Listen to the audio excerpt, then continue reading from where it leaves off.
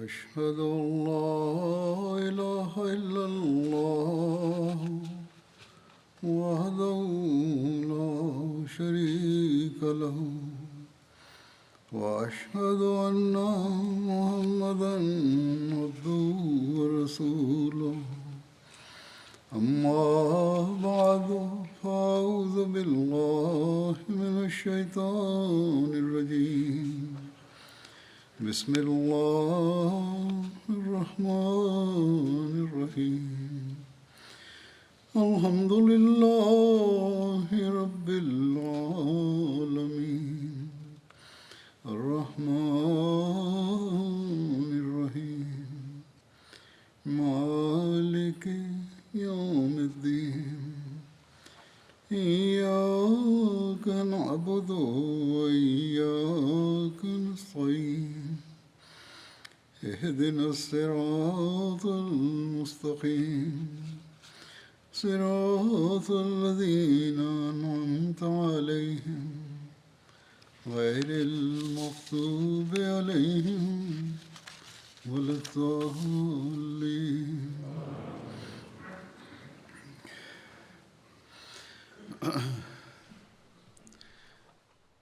जंग बदर के बाद के वाक़यात का जिक्र हो रहा था. J'évoquais les incidents suivant la bataille de Badr. Ces récits nous présentent des points sur le caractère ainsi que sur la vie du saint prophète Mohammed paix soit sur lui. Ces récits nous présentent aussi des faits historiques.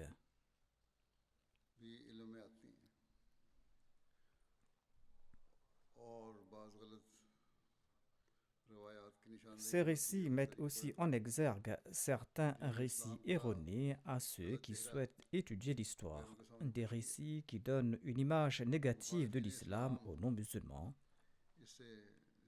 D'ailleurs, les détracteurs de l'islam en usent pour ternir l'image de l'islam. Les extrémistes parmi les musulmans, quant à eux, en profitent pour atteindre leur objectif.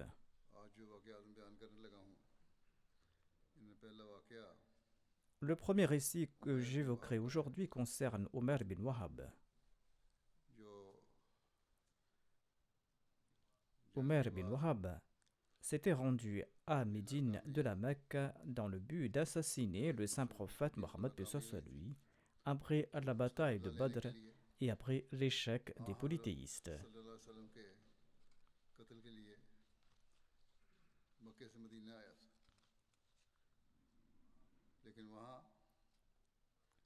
Or là-bas, le décret de Dieu a décidé autrement et Omer a embrassé l'islam.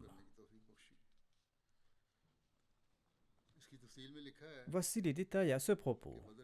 Wahab bin Omer faisait partie des prisonniers de Badr.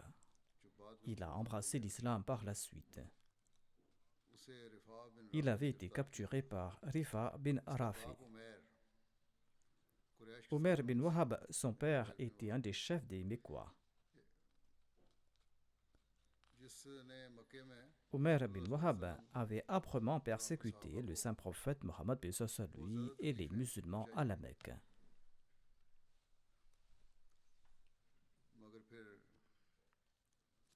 Il avait cependant embrassé l'islam après la bataille de Badr.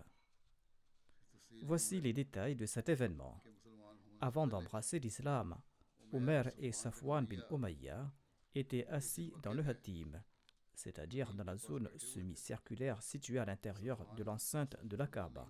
Safwan n'était pas musulman à l'époque. Tous deux se lamentaient sur leur défaite à Badr et sur la mort de leur grand chef durant la bataille de Badr.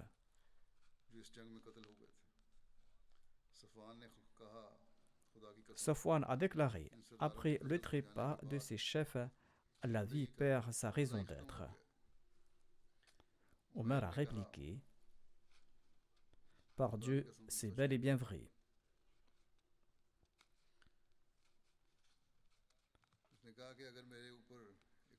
Si je n'avais pas une dette à rembourser, et si je n'étais pas préoccupé par le sort précaire de ma femme et de mes enfants après mon départ, je partirai pour assassiner Mohammed sallallahu alayhi wa sallam. En effet, j'ai une raison valable de partir là-bas à Médine. Mon fils a été fait prisonnier par les musulmans. En entendant cela, Safwan a accepté de rembourser la dette d'Oumer et a déclaré « Je m'en porte garant, je vais rembourser ta dette. Quant à ta femme et tes enfants, ils vivront avec les miens. Et je subviendrai à leurs besoins tant qu'ils seront en vie. » Pars et tue Mohammed sallallahu alayhi wa sallam. Que Dieu nous en préserve. En entendant cette promesse, Omer a décidé de passer à l'acte. Et il a dit à Safwan, « Garde cette affaire secrète entre toi et moi. » Safwan l'a promis. Omer est rentré chez lui, il a sorti son épée, il l'a aiguisée et l'a enduit de poison. Ensuite, il a quitté la Mecque pour se rendre à Médine. À son arrivée à la mosquée Nabawi, Omar s'est trouvé en compagnie d'autres musulmans, discutant de la bataille de Badr.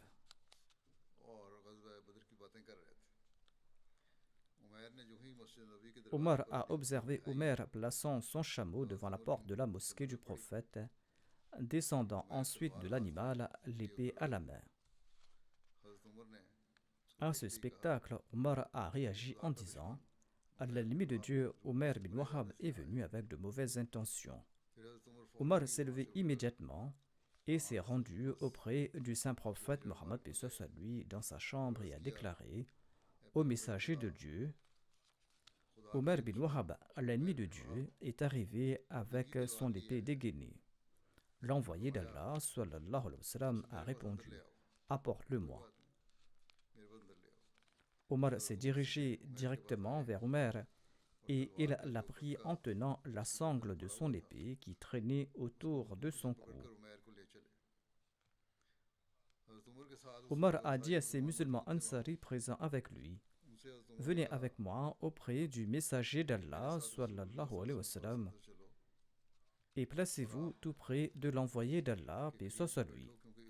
Omer ne m'inspire guère confiance. » Omar l'a pris et il est entré chez l'envoyé d'Allah sallallahu alayhi wa sallam. Quand le saint prophète Mohammed lui a remarqué Omar approchant, tenant fermement la sangle de l'épée d'Omer qui était suspendue autour de son cou, il lui a adressé ces mots « Ô Omar, laisse-le. » Ensuite il a dit « Omer, approche-toi. » Omer s'est approché et conformément aux coutumes de l'époque pré-islamique, il a salué l'envoyé d'Allah, paix soit sur lui, en disant « Anamu wa sahawan ». L'envoyé d'Allah, paix soit sur lui, a répondu « Omer, l'islam nous a honorés d'un meilleur salut que le tien. Il s'agit du salut des gens du paradis. Quelle est la raison de ta visite ?» Omer a déclaré « Je suis venu ici pour discuter du sort de mon fils qui est votre prisonnier et sous votre responsabilité. Soyez juste à cet égard, ceci est ma requête. » Ayant vu son épée nue, l'envoyé d'Allah, paix soit sur lui, a demandé « Et pourquoi cette épée ?» Omer a répondu « Que Dieu détruise cette épée. As-tu préservé quelque dignité pour nous? Cette épée nous a-t-elle soutenus dans le passé ?» Le saint prophète, paix soit sur lui, a insisté « Dis-moi la vérité, quelle est la raison de ta visite ?» En effet, l'envoyé d'Allah ne croyait pas ce qu'il disait. Omar a déclaré « Je suis venu uniquement dans le but de discuter du sort de mon fils prisonnier. » L'envoyé d'Allah sallallahu alayhi wa sallam a déclaré « Non, un jour, toi et Safwan bin Umayya, vous étiez assis, tout près du Hatim, et vous évoquiez ceux des Koraïchites qui ont été tués et jetés dans la fosse lors de la bataille de Badr. Tu as dit à Safwan, si je n'avais pas de dette et si je ne m'inquiétais pas pour ma femme et mes enfants, j'aurais tué Mohammed sallallahu alayhi wa sallam. Safwan s'est engagé à régler ta dette et à prendre soin de ta femme et de tes enfants à condition que tu me tues. » Omer a répondu immédiatement. En effet, Allah avait informé le saint prophète, paix soit sur lui, à propos de ces faits. Selon le récit, lorsqu'Omer a entendu cela, il s'est exclamé immédiatement « J'atteste que vous êtes le messager d'Allah. » Ô messager d'Allah, nous rejetions les nouvelles que vous receviez du ciel et la révélation qui vous est parvenue. En ce qui concerne cette affaire, il n'y avait pas de tierce personne dans le Hatim à ce moment-là, hormis moi et Safwan. Personne d'autre n'était au courant de notre conversation. Par Dieu, personne ne vous en a informé, hormis Allah, l'exalté en personne. Toute louange est due à Allah qui nous a guidés vers l'islam et qui nous a permis de suivre cette voie. Ensuite, Omer a récité la profession de foi. Le saint prophète Mohammed paix soit lui a dit à ses compagnons: enseignez la religion à votre frère et apprenez-lui le Saint-Coran et relâchez son fils prisonnier. Les compagnons ont immédiatement obéi à l'ordre du saint prophète Mohammed paix soit lui. Omer a dit à l'envoyé d'Allah paix soit lui: j'ai de tout temps tenté d'éteindre la lumière d'Allah et j'ai causé de grandes souffrances à ceux qui avaient accepté la religion d'Allah. J'aimerais à présent que vous me permettiez de me rendre à la Mecque pour inviter ses habitants à Allah et à l'islam. Il se peut qu'Allah les guide sur le droit chemin. Sinon, je les tourmenterai en raison de leur polythéisme, tout comme j'ai persécuté vos compagnons en raison de leur acceptation de l'islam. L'envoyé d'Allah, paix soit lui a donné la permission de se rendre à la Mecque pour prêcher son message et non pas pour nuire aux habitants de la Mecque. Ainsi, Omer est retourné à la Mecque et son fils Wahab bin Omer a également embrassé l'islam. Après le départ d'Omer de la Mecque, Safwan disait aux autres: je vous annonce la bonne nouvelle d'un événement qui aura lieu bientôt, et grâce à cela, vous oublierez les malheurs et les troubles de la bataille de Badr. Ainsi, Safwan interrogeait tout voyageur qui rentrait à la Mecque sur les actions d'Omer. Finalement, un voyageur est arrivé à la Mecque et a informé Safwan qu'Omer avait embrassé l'islam. Safwan a juré de ne jamais lui parler et de ne lui accorder aucun avantage. Omer est entré à la Mecque en tant que musulman. Il ne s'est pas rendu chez Safwan dans un premier temps, il est rentré directement chez lui et là-bas il a annoncé sa conversion à l'islam. Il a invité les membres de sa famille à embrasser l'islam. Lorsque Safwan en a été informé, il a déclaré: j'ai compris pourquoi il est rentré chez lui au lieu de venir me voir en premier. Il est devenu incroyant et égaré. Je ne lui parlerai jamais, ni lui ni sa famille ne vont profiter de mon soutien. Ainsi donc, à l'époque, les polythéistes considéraient leur acte de polythéisme comme une religion et le culte du Dieu unique comme un égarement. La situation est la même aujourd'hui encore. Après cela, Omer s'est rendu auprès de Safwan bin Umayya et il lui a dit ceci: tu es un de nos chefs. Tu sais que nous adorions les pierres et nous faisions des sacrifices pour elles. Est-ce là une religion? J'atteste qu'il n'y a de Dieu qu'Allah et que Mohammed sallallahu alayhi wa sallam est le messager d'Allah. Mais Safwan n'a pas répondu aux propos d'Omer et il ne s'est pas tourné vers lui.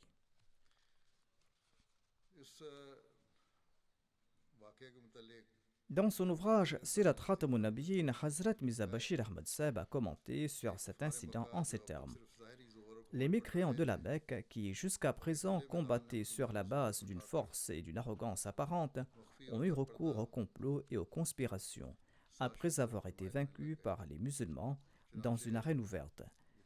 L'événement suivant, survenu quelques jours après la bataille de Badr, est une preuve catégorique de cette menace. Quelques jours après la bataille de Badr, Omer bin Wahab et Safwan bin Umayya bin Khalfa, qui étaient des chefs influents parmi les Qurayshites, étaient assis dans la cour de la Kaaba et ils pleuraient les morts de Badr. Ils se disaient ce que j'ai évoqué plus haut, notamment que la vie ne vaut plus la peine d'être vécue. Omer a déclaré: je suis prêt à mettre ma vie en danger, mais la pensée de mes enfants et de mes dettes me retient. Et j'ai aussi une excuse pour me rendre à Médine, car mon fils est prisonnier à Médine. Là-bas, je pourrai tuer le saint prophète Mohammed, paix soit sur lui. Que Dieu nous en préserve. En tout cas, Safwan a promis de payer les dettes de Omar et de soutenir sa famille, comme évoqué plus haut.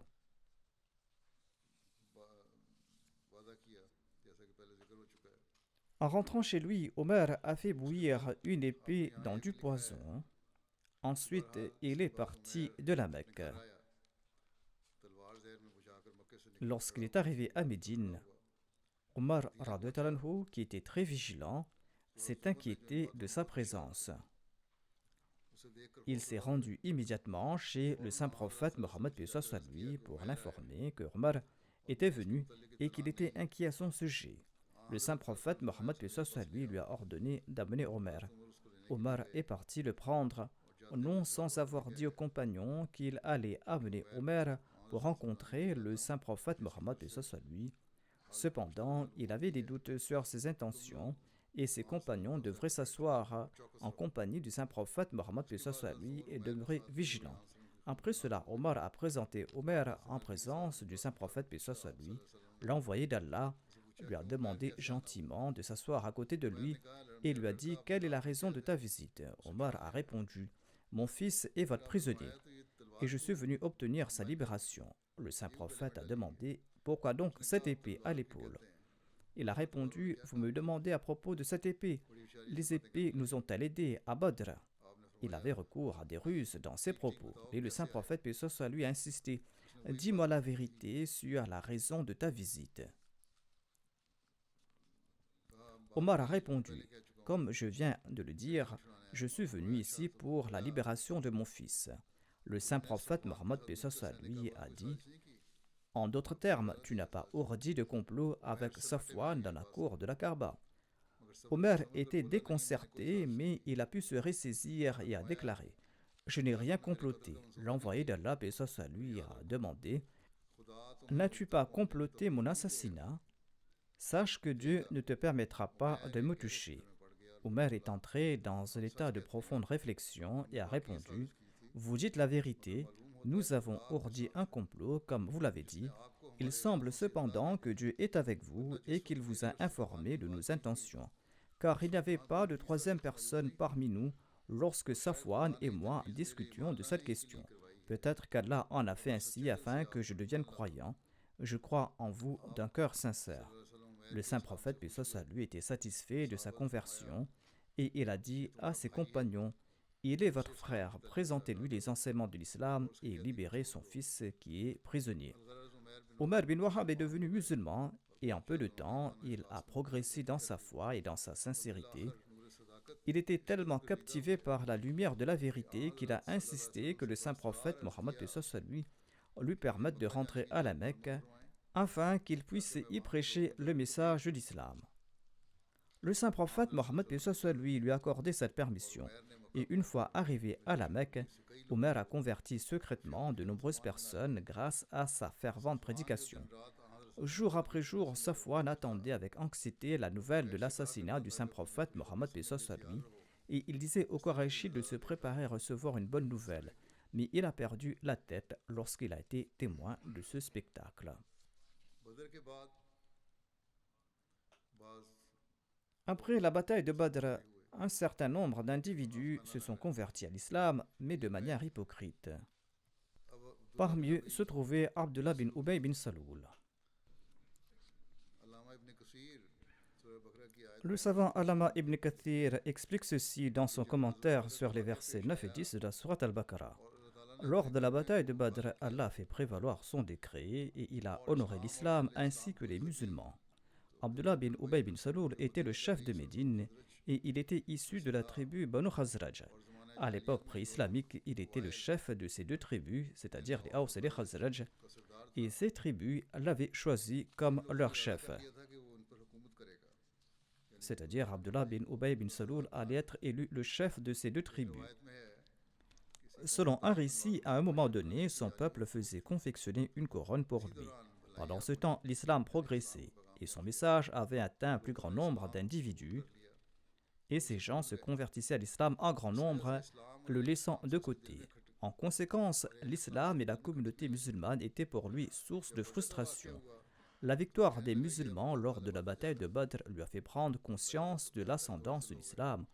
Au début, il avait sous-estimé le nombre de convertis, mais lorsque les musulmans ont remporté la bataille de Badr, il s'en est inquiété. Il a embrassé l'islam en apparence et avec lui un groupe de ses partisans a également embrassé la foi islamique. Et certains gens du livre se sont joints à lui. Hazrat Mirza Bashir Ahmad Sab commente à ce propos en ces termes. Jusqu'alors, de nombreux membres des tribus Aus et Khazraj étaient des polythéistes. La victoire de Badr a provoqué un mouvement parmi eux. Et après avoir assisté à cette magnifique et extraordinaire victoire, beaucoup d'entre eux étaient convaincus de la véracité de l'islam. Par la suite, le culte des idoles commença à diminuer très rapidement à Médine. Mais cette victoire de l'islam avait aussi attisé le feu de la rancœur et de la jalousie dans le cœur de certains.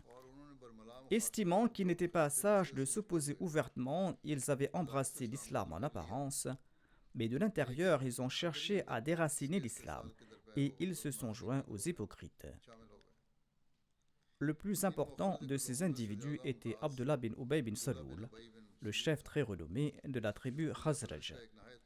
En raison de l'arrivée du saint prophète Mohammed P. soit lui à Médine, il avait subi le choc de se voir retirer son leadership. Après Badr, cet individu est devenu musulman au départ, mais son cœur était empli de malice et d'inimitié à l'égard de l'islam. Il est devenu le chef de file des hypocrites et secrètement, il a ourdi une série de complots contre l'islam et le saint prophète Mohammed P. soit lui. Les événements qui se sont déroulés par la suite montrent clairement qu'à certaines occasions, cet individu a créé des situations très périlleuses pour l'islam. Ces récits à son sujet exigent un compte-rendu séparé et détaillé.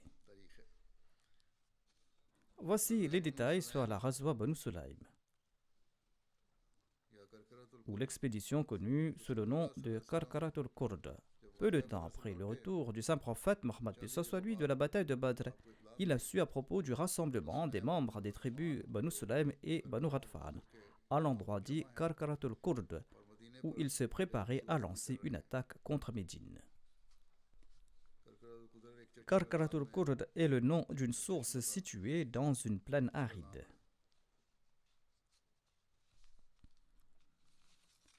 Cette plaine se trouve à une distance de 154 km de Médine, entre la Mecque et la Syrie, dans la direction du Nejdj. En tout cas, suite à cette nouvelle alarmante, l'envoyé d'Allah, paix soit lui, a pris la décision immédiate de se rendre auprès des tribus Banu Sulaym et Ghatfan pour contrer leur intention hostile. Il est parti en personne avec une armée de 300 compagnons à Karkaratul Kurd. Les récits diffèrent quant à la date du départ de l'armée. Selon Ibn Ishaq, le messager d'Allah, paix soit lui, a entrepris cette campagne à la fin du mois de Ramadan ou au début du mois de Shawwal en l'an 2 de l'Hégire, soit 7 jours après son retour de la bataille de Badr. Quant au Tabakat d'Ibn Sa'd, cette expédition militaire contre les Banu Sulaym a eu lieu le 6 Jamadul Oula. Selon Waqidi, cette expédition a eu lieu durant la première moitié du mois de Muharram de l'an 3 de l'Hégire. Les récits de Waqidi sont généralement considérés comme moins fiables. Cette expédition était sous la direction du saint prophète Mohammed sallallahu alayhi wa sallam, avec Ali en tant que porteur du drapeau islamique, drapeau qui était de couleur blanche. L'envoyé d'Allah sallallahu alayhi wa sallam avait nommé Abdullah ibn Maktoum comme son adjoint à Médine. On relate également qu'il aurait désigné Siba bin Arfata Ghafari comme son adjoint à Médine. On explique que leurs rôles ont été définis comme suit. Arfata Ghafari avait reçu la responsabilité des décisions administratives, tandis qu'Abdullah bin Ibn Maktoum était chargé de diriger les prières.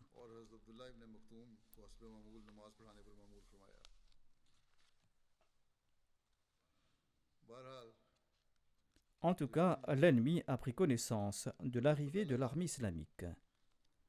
L'armée islamique composée de 300 combattants. Cette nouvelle a pris les Banu Sulaym et les Banu Ghatfan par surprise. Ils ne s'attendaient pas à cela et ils ont pris leurs jambes à leur cou et ils se sont réfugiés au sommet des montagnes.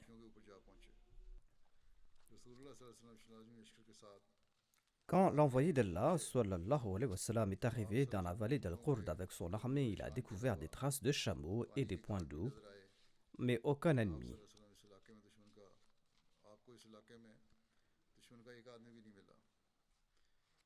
L'envoyé d'Allah sallallahu alayhi wa sallam, a envoyé un groupe de compagnons dans la partie supérieure de la vallée et sans rencontrer de résistance, il s'est rendu lui-même à l'intérieur de la vallée. Là-bas, l'envoyé d'Allah, paix soit sur lui, a trouvé des bergers de ces tribus, parmi lesquels se trouvait un esclave nommé Yassar. Le saint prophète, paix soit sur lui, l'a interrogé sur les Banu Sulaym et les Banu Ghatfan. Il lui a répondu qu'il ne savait rien à leur propos et se contentait simplement d'abreuver les chameaux parfois le 5e ou le 4e jour à tour de rôle. Et les locaux étaient montés aux sources.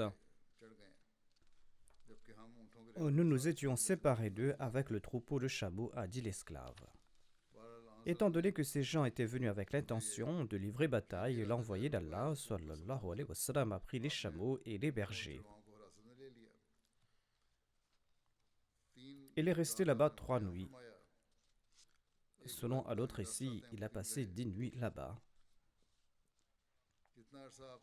Tant qu'il était sur place, personne n'a eu le courage de le combattre. Ainsi, il est revenu victorieux sans aucun combat.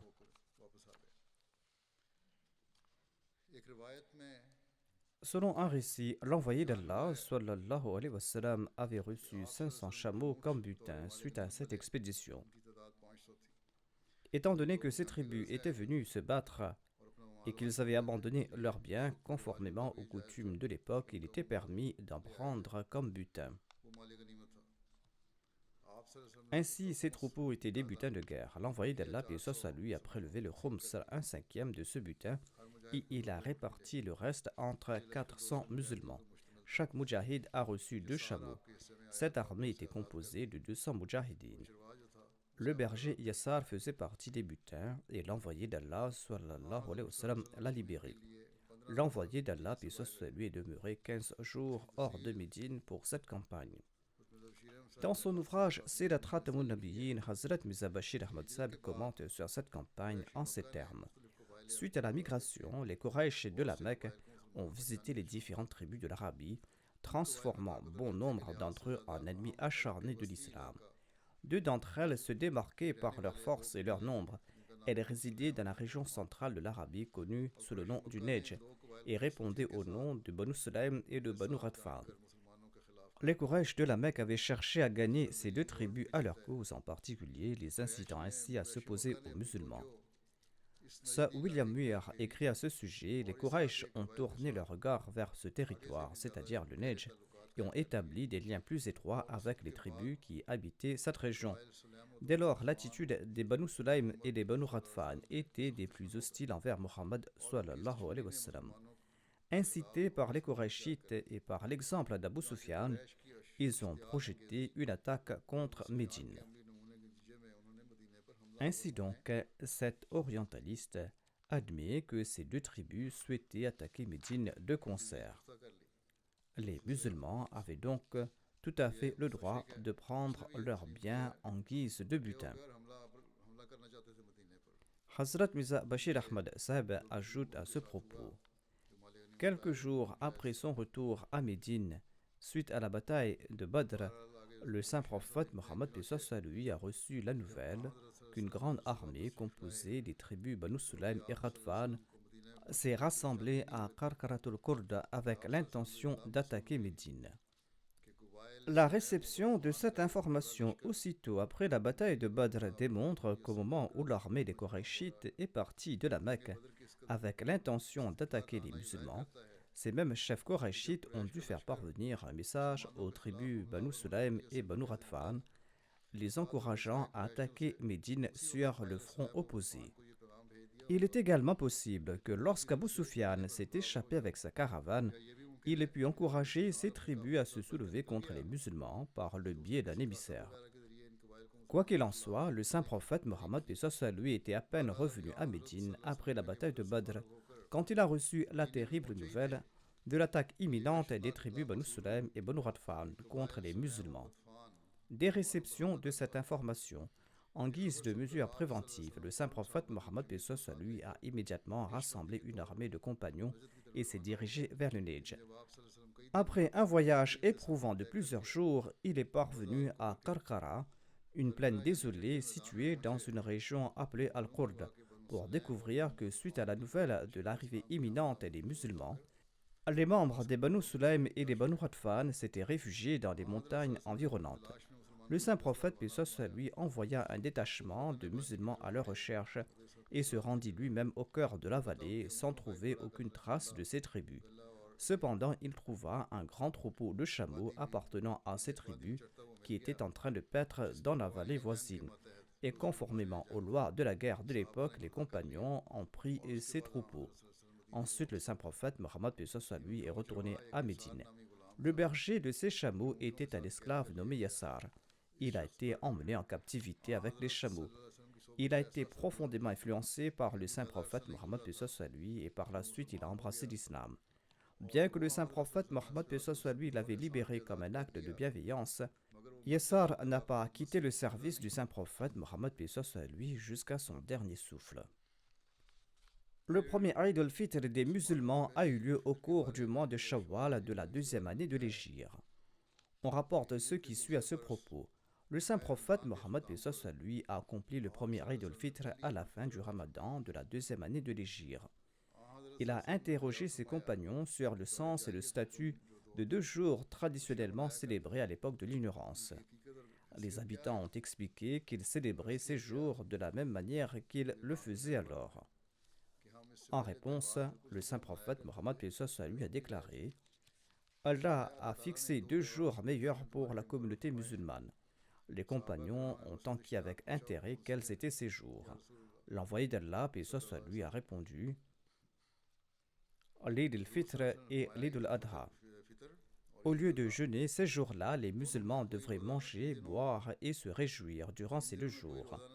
L'envoyé d'Allah sallallahu alayhi wa sallam se rendait à l'Idgah pour les célébrations situées à l'est de Médine. Le jour de l'Aïd, il prenait un chemin pour se rendre à l'endroit. Ensuite, il empruntait un autre chemin pour rentrer. Il y avait eu toute une procession et cela impressionnait les non-musulmans. Une fois, en raison de fortes pluies, le saint prophète Mohammed paix soit sur lui a dirigé la prière de l'Eid al-Fitr à la mosquée Nabawi plutôt qu'à l'Idgah. Hazrat Mirza Bashir Ahmad Sahib a écrit ceci à ce propos. À la fin du Ramadan, après que le jeûne ait été ordonné, le saint prophète Mohammed paix soit sur lui a émis l'injonction sur la Sadaqatul Fitr, l'aumône de la fête de l'Aïd, conformément à l'ordre de Dieu. Chaque musulman qui en avait la capacité était tenu d'offrir le poids d'un sa' de dattes, de raisins, d'orge et de blé par personne pour lui-même, pour sa famille et les personnes à sa charge en guise d'aumône avant l'Aïd. Cette aumône devait être distribuée aux pauvres, aux nécessiteux, aux orphelins et aux veuves, afin de servir d'expiation pour tout manquement lors du jeûne et pour aider les pauvres à l'occasion du Eid. Ainsi, conformément à l'ordre de l'envoyé d'Allah, sallallahu alayhi wa sallam, la Sadaqatul Fitr a été officiellement collectée auprès de tous les musulmans, jeunes et vieux, hommes et femmes, avant chaque Eid à la fin du Ramadan, et cette aumône a été distribuée aux orphelins, aux pauvres et aux nécessiteux. C'est au cours de cette même année que l'Eid al-Fitr a également débuté. En d'autres termes, le saint prophète Mohammed paix soit sur lui a ordonné les musulmans de célébrer l'Eid le premier jour du mois de Shawwal à la fin du mois du Ramadan. Cette Eid était pour célébrer l'occasion qu'Allah avait offert aux musulmans de lui rendre culte au cours du Ramadan. Il est fascinant de constater que même pour l'expression de cette joie, le saint prophète Mohammed paix soit sur lui a prescrit un acte de culte. Ainsi, il a ordonné que le jour de l'Eid, tous les musulmans devraient se rassembler dans un espace ouvert et accomplir 2 rakats de salat. Ensuite, après cette soirée, les musulmans pouvaient exprimer leur joie extérieure, car lorsque l'âme éprouve de la joie, le corps a le droit d'en profiter également. En réalité, Allah a placé un Eid à la fin de toutes les formes majeures d'adoration qui sont observées collectivement. L'Eid des Salat est la prière du vendredi qui vient après l'observation des Salat pendant une semaine. Cette fête est considérée comme la plus importante de toutes les fêtes en islam. Ensuite, l'Eid al-Fitr est l'Eid du jeûne. Il est célébré à la fin du Ramadan. L'Eid al-Adha est l'Eid du Hajj. Il est célébré le deuxième jour du Hajj. Par conséquent, les fêtes de l'Eid en islam possèdent une grande magnificence et éclairent la réalité de l'islam. On a l'occasion de contempler la manière dont l'islam souhaite lier chaque action des musulmans au souvenir d'Allah. Ceci est l'importance des Eid. On ne doit pas oublier cela, il ne suffit pas de se réjouir ces jours-là, il faut se consacrer à l'adoration de Dieu et à son souvenir. Hazrat Mirza Bashir Ahmad Sahib ajoute: Je suis obligé de faire une digression sur l'histoire, sinon j'expliquerai comment l'islam a imprégné chaque mouvement, chaque déclaration et chaque action d'un musulman au souvenir de Dieu. À tel point que même dans les tâches quotidiennes d'importance mineure telles que se tenir debout et s'asseoir, se déplacer, dormir, se réveiller, manger et boire, se laver, changer de vêtements, porter des chaussures, sortir et entrer chez soi, partir ou revenir d'un voyage, vendre ou acheter quelque chose, monter ou descendre d'une hauteur, se promener, monter ou descendre d'une hauteur, entrer ou sortir de la mosquée, rencontrer un ami, rencontrer un ennemi, voir la nouvelle lune, approcher sa femme, ainsi, d'une manière ou d'une autre, le commencement et l'achèvement de chaque tâche ont été liés au souvenir de Dieu, et cela concerne également le fait d'éternuer ou de bâiller. Ceci est l'enseignement véritable de l'islam que tout musulman doit avoir en tête. Nous ne devons jamais oublier la personne de Dieu. Dans un tel contexte, il n'est pas étonnant que les idolâtres de l'Arabie qualifient le saint prophète Mohammed paix soit lui de fou épris de Dieu, lui qui avait transmis cet enseignement divin, bien que les mécréants aient cru à tort qu'il avait formulé cet enseignement de son propre chef. Il est vrai que pour un homme de ce monde, ses actions ressemblent à de la folie.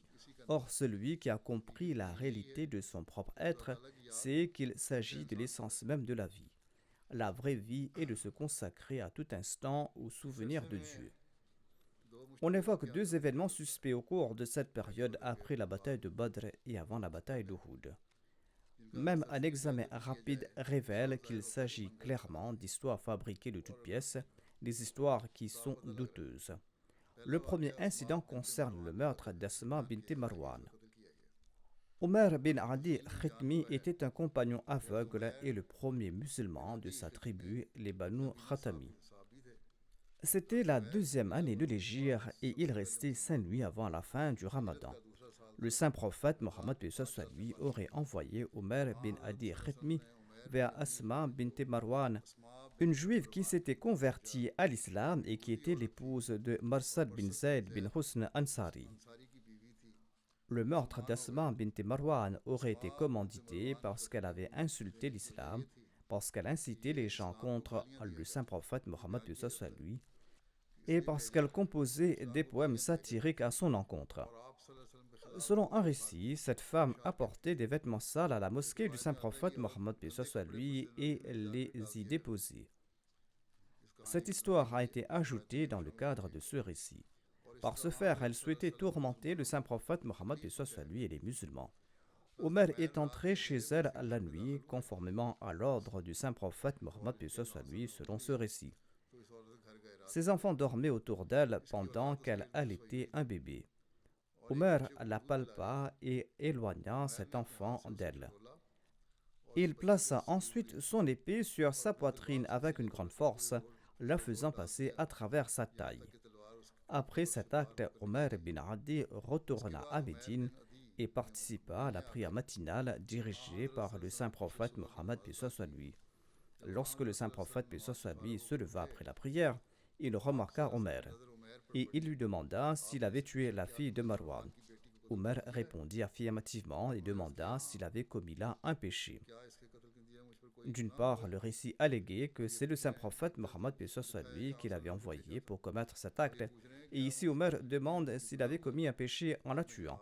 En réponse, le saint prophète lui aurait énoncé un proverbe arabe inconnu jusqu'alors. Il aurait dit La yantatihu fiha anzan, c'est-à-dire que même deux chèvres ne vont pas se quereller à ce propos.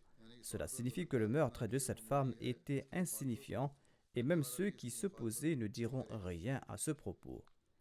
On raconte que ce proverbe faisait partie des termes entendus uniquement de la bouche du messager d'Allah sallallahu alayhi wa sallam. C'est l'unique récit rapportant cette expression. En tout cas, suite à cet incident, le saint prophète paix soit lui a donné le nom de Basir à Omer, c'est-à-dire celui qui voit. Omar bin Khattab a commenté en disant « Voyez cet homme qui a passé la nuit dans l'obéissance de Dieu, l'envoyé d'Allah, paix soit lui, a déclaré « Ne te qualifie pas d'aveugle, appelle-le le voyant ». Selon un autre récit, lorsque le saint prophète a décidé de la mort d'Asma bint Marwan, il a demandé aux gens « Y a-t-il quelqu'un qui puisse nous débarrasser de cette femme ?» Omar bin Adi a répondu « Je vais prendre la responsabilité de mener à bien cette tâche ». Il s'est rendu auprès de cette femme qui vendait des dattes. Montrant des dattes devant lui, Omer a demandé « Avez-vous des dattes meilleures que celles-ci » Elle a répondu par l'affirmative et elle est entrée dans sa maison et elle s'est penchée pour prendre des dattes. Omer a regardé à droite et à gauche, puis l'a frappé à la tête et l'a tué. Le saint prophète Mohammed lui aurait déclaré « Si vous souhaitez voir un homme qui a aidé Allah et son messager, regardez Omer bin Adi. » Selon un autre récit, quand l'envoyé d'Allah, paix soit lui, aurait légitimé le meurtre d'Asma bint Marwan, Omer a fait le serment qu'il va la tuer si Allah ramène le saint prophète Mohammed paix soit lui sain et sauf à Médine après la bataille de Badr. Cela signifie que l'ordre a été donné avant la bataille de Badr et il avait l'intention de la tuer après le retour de la bataille de Badr. Et lorsque le saint prophète Mohammed lui est revenu à Médine après sa victoire à Badr, Omar s'est rendu dans la maison d'Asma et l'a tué pour honorer son serment. Selon un autre récit, quand Omer est retourné dans son quartier après avoir tué Asma bint Marwan, les fils de cette dernière étaient en train d'enterrer leur mère avec un groupe de personnes.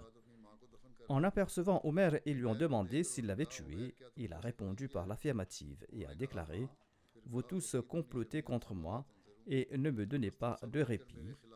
Je jure par celui qui détient ma vie que si vous vous unissez tous et vous prononcez les mots que cette femme a prononcés, je vous décapiterai tous jusqu'à ce que soit je mérite le martyre ou que je vous envoie tous en enfer. » À partir de ce jour-là, l'islam s'est répandu dans la tribu des Banu Khitma, car jusqu'alors ceux qui avaient accepté l'islam par mieux dissimulaient leur foi.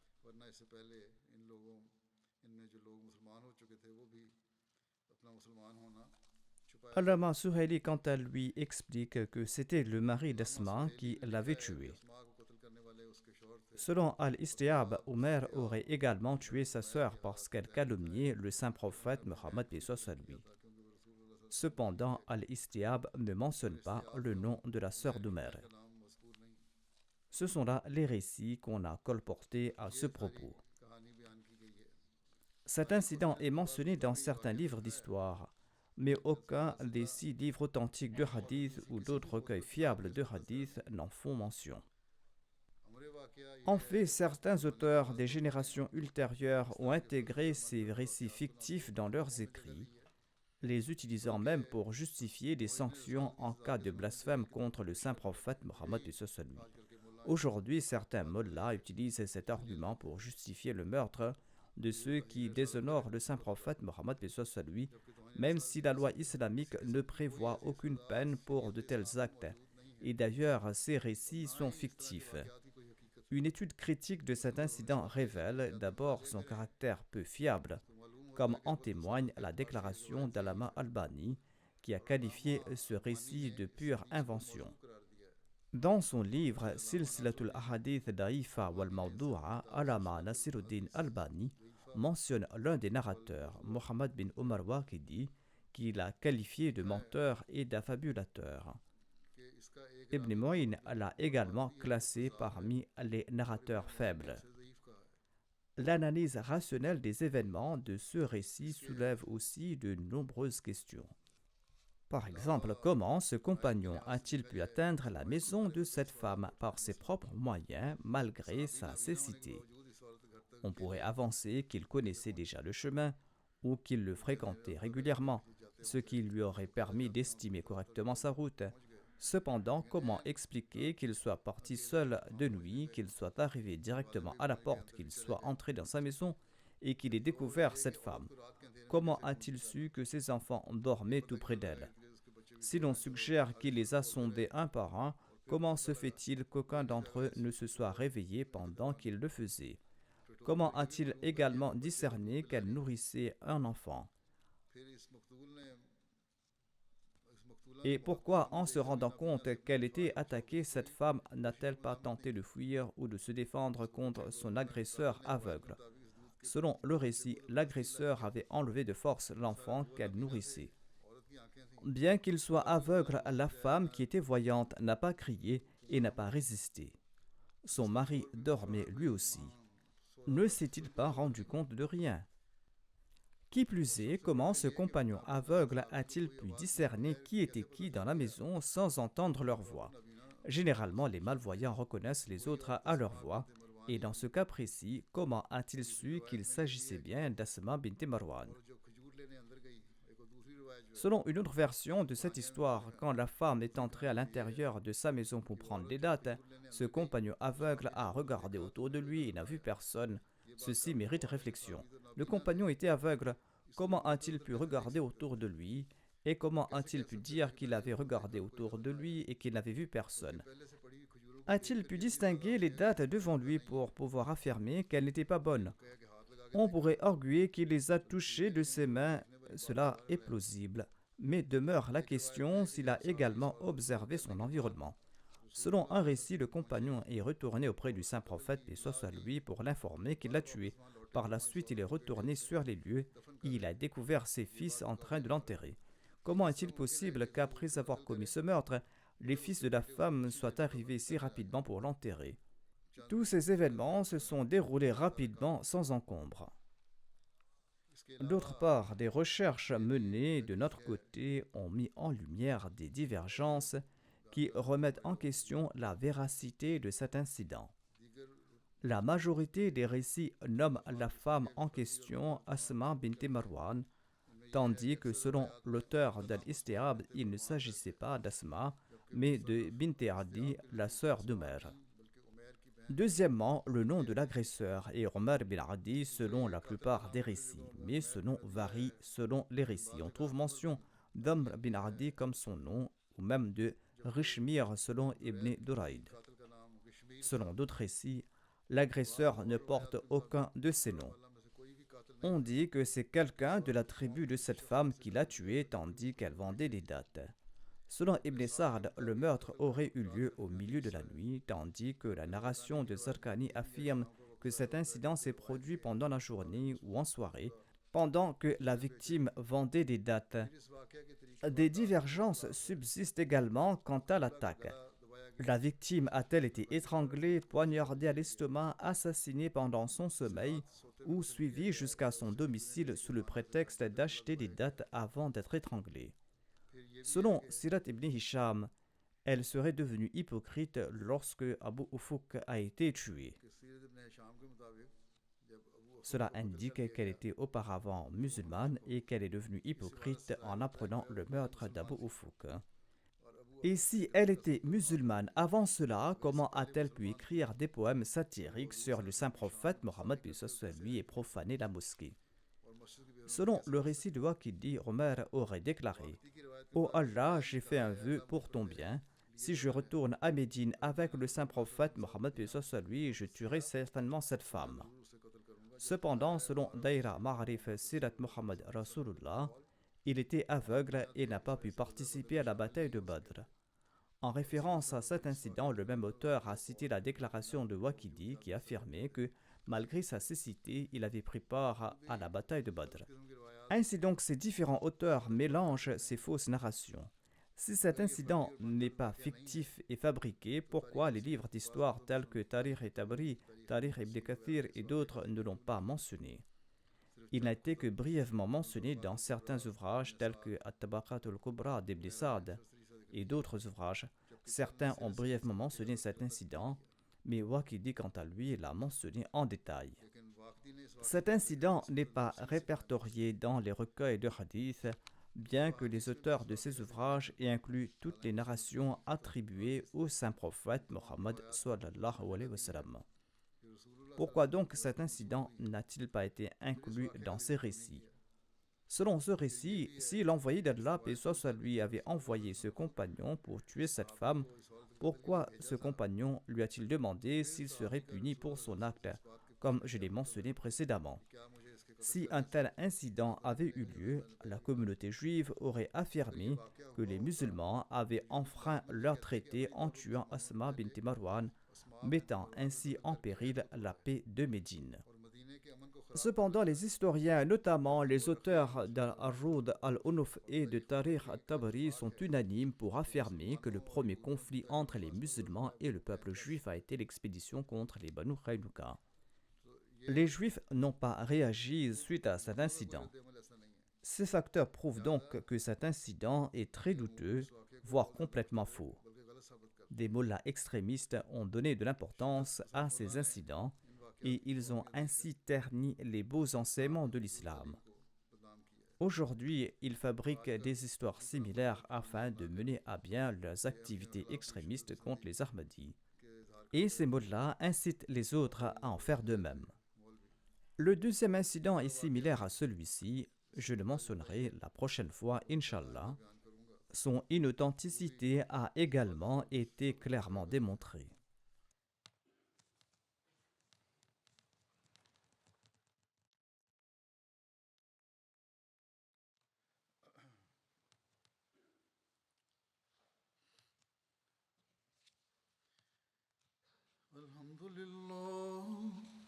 الحمد لله نحمده ونستعينه ونستغفره ونؤمن به ونتوكل عليه ونعوذ بالله من شرور أنفسنا ومن سيئات أعمالنا من يهده الله فلا مضل له ومن يضلله فلا هادي له